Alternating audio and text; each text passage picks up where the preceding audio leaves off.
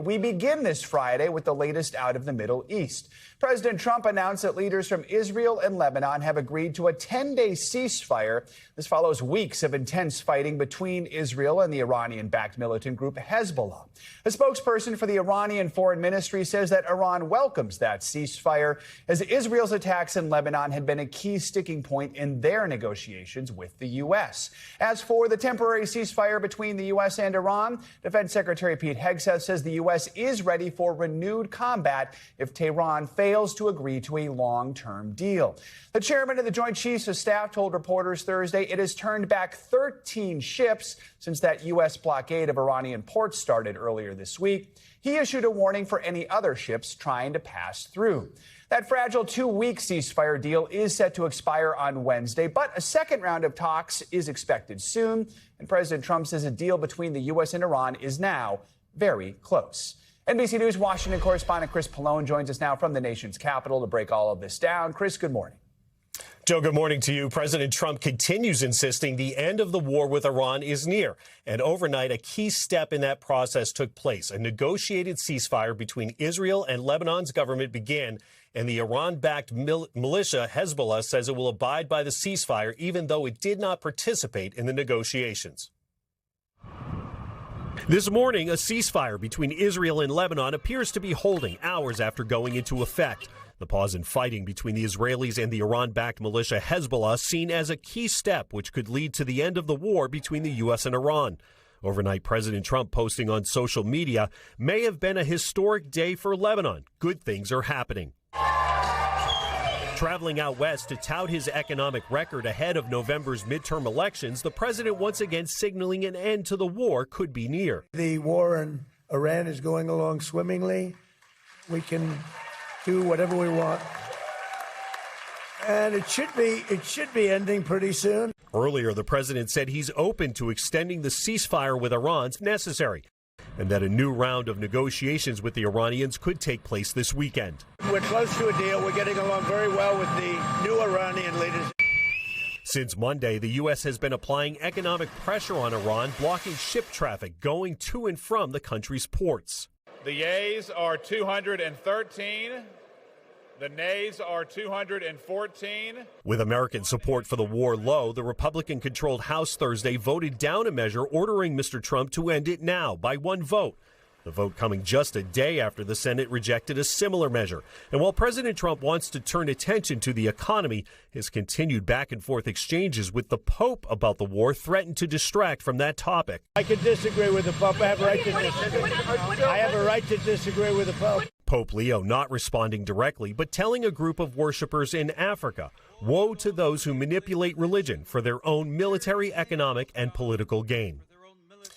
After last night's economic roundtable in Las Vegas, the president heads to Phoenix today for a political rally with Turning Point USA before returning to Washington late tonight. Joe? And Chris, a question about Israel and Lebanon. They have actually technically been at war since 1948, but President Trump says we might see a historic meeting between the two soon. What should we know? Yeah, that's what the president is asserting. He says he plans to invite the prime minister of Israel and the president of Lebanon here to Washington. At first, he said in the next 1 to 2 weeks. Then he changed that to in the next 4 to 5 days, Joe. All right, Chris, thank you so much. President Trump is brushing off concerns the war is having a negative impact on the U.S. economy. At that tax day roundtable in Las Vegas yesterday, the president promoted the tax cuts he signed into law last year, and he dismissed that recent spikes in oil prices as part of what he calls fake inflation. Thanks to our cuts today, the economy is booming. Our economy is booming. You know, you don't read about it. You don't see it so much because of what's going on in Iran, which is really, it's been 2 months. And you know what? We're going to have victory very shortly. Just don't forget, we're having some fake inflation because of the fuel, the energy prices. A lot of people thought that inflation would be through the roof and the stock market would crash. Well, we just hit an all-time new stock market. So For more on this, let's bring in NBC News reporter Gary Grumbach. Gary, good to have you with us. So we reported yesterday on the concerns some Republicans are voicing, many privately, over how the war with Iran could impact the party in the midterms. Last week, the Labor Department reported consumer prices rose 0.9% in March from the month before. That was the highest spike we'd seen month over month in 4 years. And we know energy costs are driving a lot of that gain. So how is President Trump trying to frame all of this? Yeah, the White House is viewing this as temporary pain for long-term gain. And he's talking about his excitement over the stock market looking great and the economy looking great. Half of Americans aren't even in the stock market. And for them, prices are still incredibly high. Gas is at $4.07 a gallon. Orange juice is at $4.61 a gallon. Ground beef up nearly 15% from what it was at the start of his term. And at the end of his event yesterday on No Tax on Tips, he said, quote, "I just want to say you're welcome." That's a comment that Democrats are sure to be using in ads over the next few months. Joe. Let's talk about Congress now. There was some drama in the House very early this morning when Republicans had to settle for a short-term extension of the Foreign Intelligence Surveillance Act. President Trump had been pushing for an 18-month extension. It was actually mostly members of his own party that blocked this bill from moving to a final vote. Explain to us just what this is and tell us about the Republican revolt. Yeah, Joe, while we were sleeping, the House agreeing to a very short 10-day extension of FISA, what's known as the Foreign Intelligence Surveillance Act. Basically, what it does is that the issue here is the holdup around Section 702, which allows the collection of data and information and communications of non-U.S. citizens on non-U.S. soil. Some Republicans, like Congressman Thomas Massie, say they're going to vote no unless there's a warrant provision added to this bill. Other Republicans say Section 702, as it stands, is crucially important for national security. The short-term extension, though, Joe, allows the House to go home for the weekend. Gary, before I let you go, there is another high-profile exit at the Department of Homeland Security. This time, it's the acting director of ICE, Immigration and Customs Enforcement, Todd Lyons. He says he's resigning. What do we know about this, and who might replace him? So this is the third big shakeup at the Department of Homeland Security in just over a month. We saw former Secretary Kristi Noem be dismissed by the president. We then saw the elevation of Border Czar Tom Homan into a role that also dealt with the immigration enforcement operations in Minnesota and beyond. Of course, those were crucially controversial across the country. Lyons' last day is May 31st. We don't know exactly where he's going after that, and we also don't know who's taken over for him. Joe. All right, Gary, thank you so much.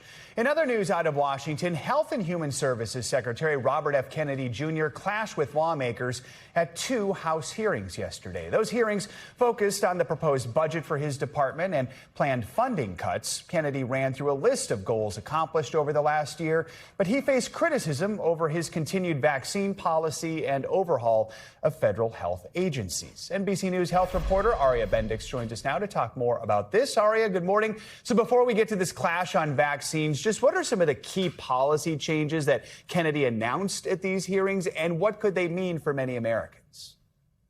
Yeah, Joe, so one of the big announcements we heard yesterday was that Kennedy intends to overhaul the U.S. Preventive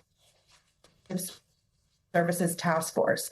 That's the body that makes national screening recommendations for the country, and insurers actually look to that task force to decide what types of cancer screenings or infectious disease screenings to cover. So that was one announcement. We also heard a big announcement on peptides. Those are those injections that have really taken off in the wellness community for their purported anti-aging benefits or boosting athletic performance.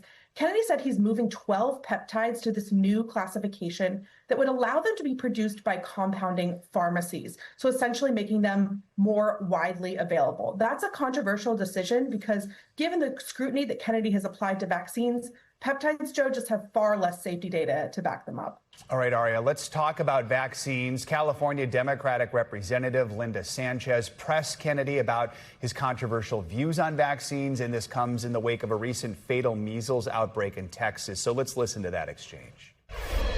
Do you agree with the majority of doctors that the measles vaccine could have saved that child's life in Texas? It's possible, certainly. Did President Trump approve your decision to end the CDC's pro-vaccine public messaging? Canada has doubled the measles, and they have 1/8 of our population. Did he approve that? We've done better at preventing measles than any country in the world. Did President Trump approve your decision to end the CDC's pro-vaccine public messaging campaign? We've done better at preventing That's measles. Not answering my question, and ending the So we kept hearing Kennedys say there the U.S. has done better at preventing measles than any other country in the world. What do the numbers tell us? Right. So it's true, Joe, that some countries have had higher measles tallies last year, but experts tell me it's really an apples to oranges comparison. We should be looking at the U.S. trajectory right now. And the fact of the matter is we saw a record-breaking number of measles cases last year, nearly 3,000. We also saw 3 measles deaths, which is something we hadn't seen in a decade prior. And we are on the verge of losing our measles elimination status in the U.S. if we haven't already, Joe. Aria, while we have you, President Trump has now nominated Dr. Erica Schwartz as director of the CDC. What do we know about her? Is she someone who's aligned with RFK's views on things like vaccines?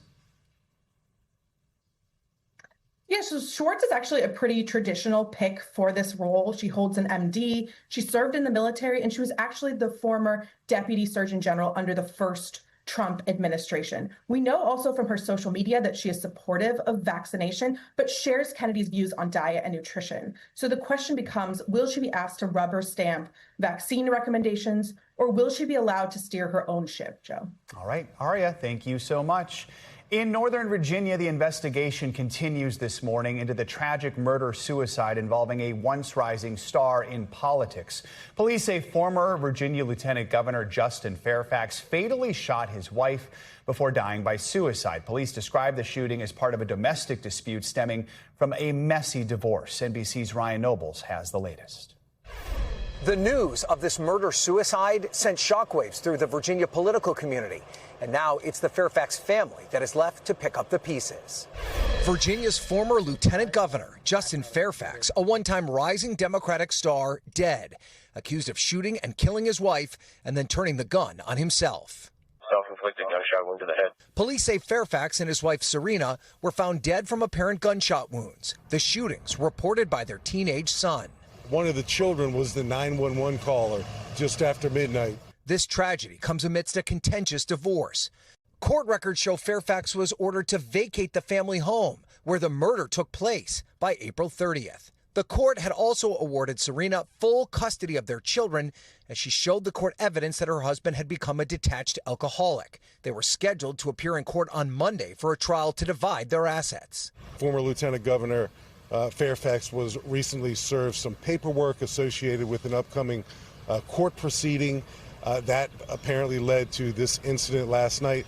According to court documents, Fairfax's struggles with mental health and alcohol abuse started when he was accused of sexual assault in 2019. At that time, Fairfax was in the midst of a bright political career. But then a scandal broke. A photo with a caption attributed to then Governor Ralph Northam showed a man dressed in blackface, the other in a Ku Klux Klan robe. Northam considered resigning, which would have led to Fairfax taking over. But then 2 different women accused the lieutenant governor of sexual assault, leading to calls for his resignation. Fairfax never left office and vehemently denied the accusations, but never recovered politically. How disappointing is it to see it come to an end this way? You never know what's going on in any family. He was an enormous talent, and I just can't imagine what his family's going through. And police say that Serena Fairfax recently installed cameras inside the family home. Police say they used video from those cameras to refute claims by Justin Fairfax earlier this year that his wife attempted to assault him. All right, Ryan, thank you. And a reminder, if you or anyone you know is struggling, you can call or text the Suicide and Crisis Lifeline at 988. Extreme weather has ravaged communities across the country much of this week. Thursday was no different. In the Midwest, flooding from another round of powerful storms overwhelmed roads and damaged cars. And in the Northeast, the story was an early dose of summer-like sweltering temperatures. NBC News correspondent Emily Ikeda has that story. Families evacuating neighborhoods as floodwaters inundate parts of the Midwest. Collapsed roadways swallowing this car. I looked outside and there was heavy rain, and then all of a sudden it was up to the doors of cars. You can hear rain and hail pelting vehicles in Kansas. Powerful winds toppling tree after tree there and tangling power lines. Cameras captured floodwaters in and outside of the Milwaukee Brewers game, stranding baseball fans leaving Wednesday. I'm about calf high. Claire Peterson from our NBC affiliate in Green Bay is on the ground in hard-hit Wisconsin. People are putting sandbags around their businesses as more rain is expected in this area come Friday. Dams in Michigan have been overwhelmed by unrelenting rain and snowmelt. These waves are huge, man. The water level is just inches from topping the Sheboygan Dam, indicating a high probability of a need to evacuate. Authorities in Wisconsin say a man was struck by lightning while walking through the parking lot, later dying at the hospital, while a fast-moving storm brought a rare water spout outside of Seattle. And for tens of millions out east, an early heat wave sending temperatures up to 30 degrees above average, reaching record highs today in Philadelphia, Baltimore, and Norfolk. Baseball fans showing how they're getting by. A lot of water today. Sunscreen and water. And you can see New Yorkers taking advantage of the cool breeze off of the Hudson River in this early blast of summer. But don't put away those winter jackets yet, because you can expect some weather whiplash next week when temperatures are expected to approach freezing in parts of the Northeast. Back to you. Of course they are, Emily. Thank you so much. For more on that, what's ahead, let's start with the weekend. Let's bring in meteorologist Angie Lastman, who's tracking everything for us. Angie, good morning. Hi, Joe. Good morning to you. A whiplash indeed when it comes to our temperatures in some spots. But first, we've got to get through kind of another active day when it comes to severe weather. We've still got these flood alerts up for parts of Michigan, Wisconsin, stretching down into parts of the plains. And this kind of really potent cold front is going to ramp up once again here as we get into the afternoon hours today, moves into the Midwest, and that's where we see this greatest chance for some of these stronger storms, specifically from Wisconsin down to Texas, Oklahoma City, Kansas City, Dubuque, all included in that. Some strong tornadoes are going to be possible. We've got the wind gusts over 75 miles per hour, as well as that large hail. This is the area that I really want you to concentrate on for if you live in Madison, Davenport, Burlington, La Crosse. If 3 tornadoes or larger are going to be possible, it's our greatest tornado threat area. And that front is not done just yet. As we get through the day tomorrow, you can see this line of showers kind of works across parts of the east. We'll see the severe weather potentially in the Ohio Valley. All the threats will be on the table, but the tornado risk is going to be on the low end, nothing like what we're expecting for today. The ingredients just aren't there for that. And then by Sunday, that rain works across the Northeast and New England, and we'll see much cooler air kind of filtering in behind this. And that's going to set the stage for some of that weather whiplash that we mentioned. In the meantime, flash flood risk is pretty expansive from Oklahoma City to Chicago today, so heads up for that. We do have that slight risk. Here is how the changes kind of unfold when it comes to our temperatures. We've got this area of high pressure that's going to continue to bring in some really warm air from the Gulf, and that leaves us running above normal like we have been over the past couple of days. But notice this winter-like air is going to work south out of Canada as we see that circulation around that area of low pressure and behind that cold front. And this really changes things up. So today, really the last day of summer-like conditions across the Midwest, the Great Lakes. 68 degrees in Detroit, 81 for Chicago today, 68 in Minneapolis, 80 for Des Moines. But look what happens by the time we get into tomorrow. It's 50s, it's 40s in Traverse City. We've got 46 in Minneapolis. So a big change in a short amount of time. In just 24 hours, we could see 20, 30-degree temperature drops from our afternoon high temperatures. And that, of course, works its way to the east here as we get into Sunday. So you'll get on the cooler air across the Northeast as well. 60 degrees in Philadelphia, 51 for Pittsburgh, 63 in Washington, D.C. So the chillier conditions are going to be in place. Nothing like the summer-like heat that we've seen so far, Joe, but notice those morning lows next week. 30s, 40s perhaps. So I hope nobody put their jackets in storage or away in the closets like me. You shouldn't. Oh, you did? Well, I just couldn't take looking at it anymore. You of all people should have known. I will have April. my layers. Don't you worry. My layers will be out. I have no doubt. But the puffy coat, I can't take it anymore. No, I agree. I agree. We thank you for watching, and remember, stay updated on breaking news and top stories on the NBC News app or watch live on our YouTube channel.